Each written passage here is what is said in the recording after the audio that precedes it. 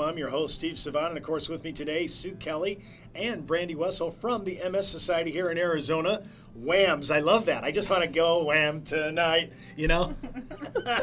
And you can write us at The Quest at brokersalliance.com or call us 1-800-290-7226, and we'll forward your request to go to this show April 28th, this luncheon for MS.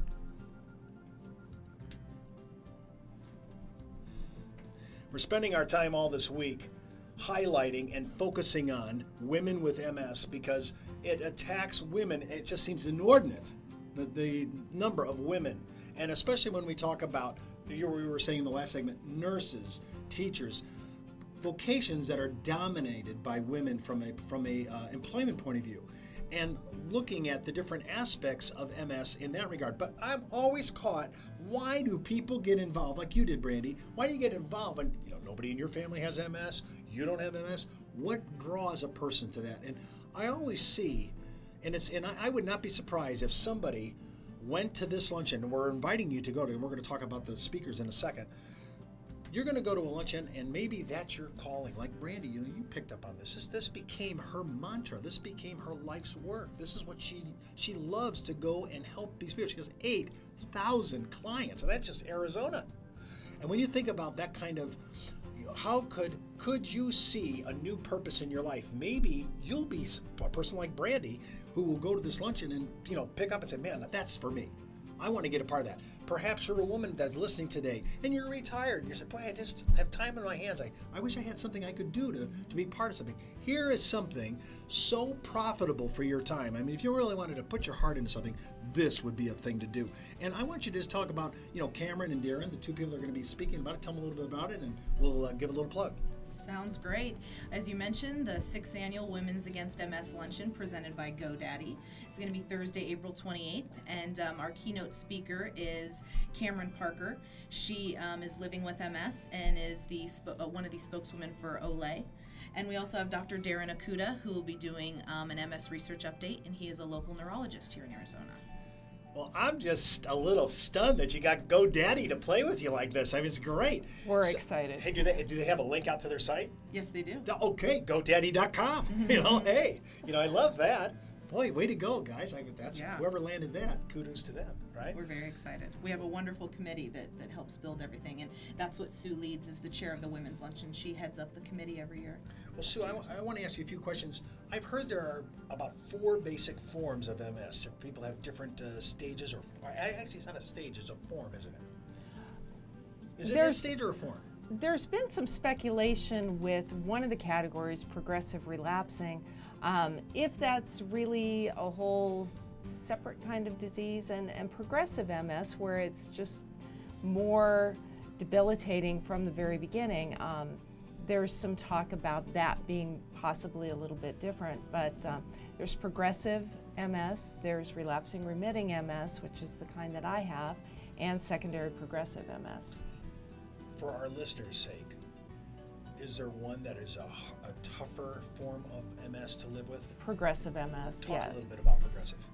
People who are diagnosed with progressive MS, they have pretty much a steady downhill course of their disease, whereas those of us that are diagnosed with relapsing remitting kind of have periods of where the disease is a little more active and we may be having some issues, and other times that life goes on and you don't even know you have MS.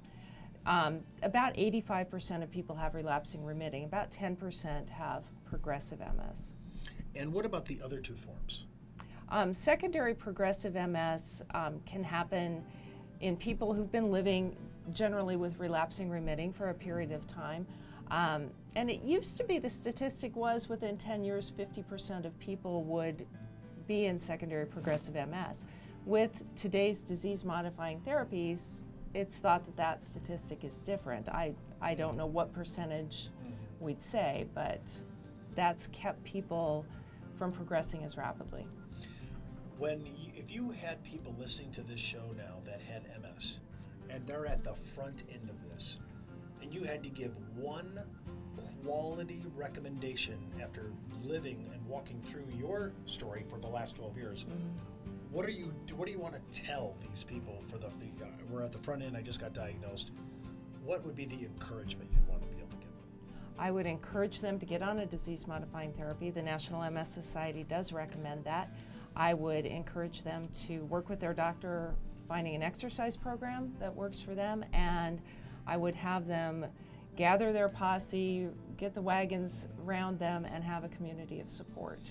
Brandee, when you talk to people that are just coming into this for the first time, is this some of the same similar recommendations that you give? It is. It is. We'll talk about a little bit about, because you're managing different people, do you have to actually tell them, hey, listen, you're going to have to get into some kind of physical therapy of some kind?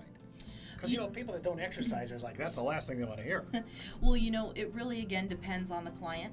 We do have a care manager on staff locally, and that person really helps them, find out a little bit more about, themselves in particular and what type of either disease-modifying drug and or therapy, as far as physical therapy, that would be appropriate for them. So again, it really does depend on the client. But we do have a care manager that's able to kind of help them, walk through that process. And does he pretty much script a workout or some kind of physical activity then, or no? No, it would be more connecting them with resources in the He's community. kind of like the quarterback or the liaison. Exactly. And all he does is manage all the resources. Yeah, just to make it a little bit easier for them. We're obviously very connected with the local neurologist. So a lot of times when someone is diagnosed with MS, the neurologist says to them, reach out to the MS Society. And our care manager is originally is typically the first person they go to. But then tying into what Sue said, after they meet with that person, they find out what resources are available. Their next question is, how can I get more involved? Then they're tossed over to me because I'm in charge of all the events, and typically they'll get on a committee, form a team for one of our events, and really, like Sue said, build that community support around them. I have I have a very good friend of ours whose mother was diagnosed with MS, and it was very difficult for her. She had a hard time accepting the fact. She did not want to get counseling. She did not want to have the kind of support. She wanted to, actually, to be honest with you, crawl in a hole and stay in her cave. And Sue? I'm sorry. We see that too, unfortunately. We really do. Is that typical then? It's very typical, and we have some people that are obviously come to us and they, work with our care manager, but they don't want anyone to know that they have MS. It's not something, it's not that thing that they, wear, with pride. So unfortunately, we do see those people that, they really do, revert back a little bit, and they don't want to share as much as others. The person I'm describing basically said, and I know her through my friend, she said, life over. That's what she said. That was her first thing out of her mouth to me I said, I'm sorry I heard about this. If we can be of any support, because we really like her, she's a really cool gal. The first thing out of her mouth was, nothing to like here, game over. Give her my number. I will. I will. Yeah. Give her your number. For people that are out there, Sue, tell them right now, no, it's not life over. It's not. Sure, there are some challenges along the way. There are some things that you may need to change in your life, but maybe not. I think for me, it was a matter of learning to trust my body again, because I had taken such good care of it, and I thought, oh my gosh, you've betrayed me. So gaining that trust back was something that took a while for me, but I was very much out there telling people at the grocery store I had MS. But all of us are different with what our comfort zone is, how much we want people to know. I want our show to be a show of comfort and support and solidarity. And I want you to know there's so many sources here we're talking about to help you. You're not alone. I don't want to have people, just parking themselves in their little cave and suffering in silence because they're the only person. They think I'm it. I'm the only person. And I would say to anybody out there listening, never feel like you're by yourself, because if you are feeling a particular way, I bet I felt that way too. So reach out to the MS Society. They can connect you with people who are living with MS.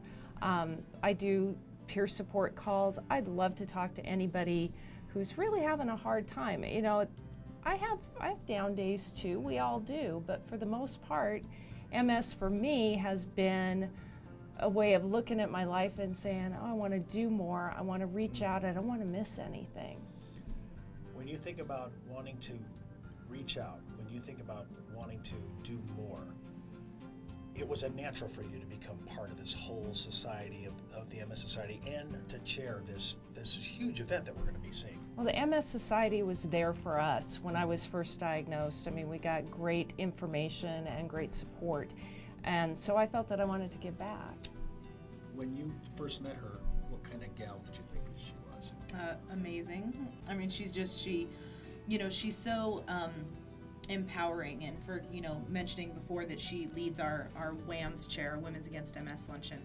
She's the chair of that event, and it's really neat to see how Sue really empowers these women and lets them know how valuable they are, not only to us as an organization, but to our community, and the good work that we're doing. And I really admire Sue and everything she does. So Susan, I really admire Brandee and her dedication to the chapter, like you've been talking about. Hey, we're just having a love fest here. We are. Yeah.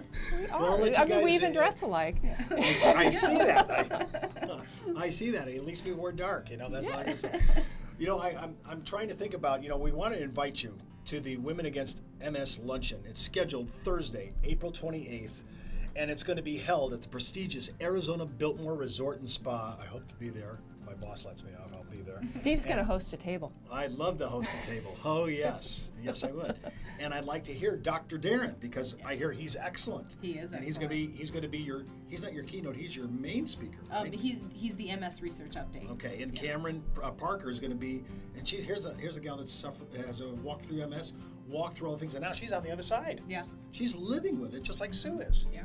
It can be conquerable. You can lead a life. It's not a death sentence, is it? Absolutely And it not. isn't life over. No.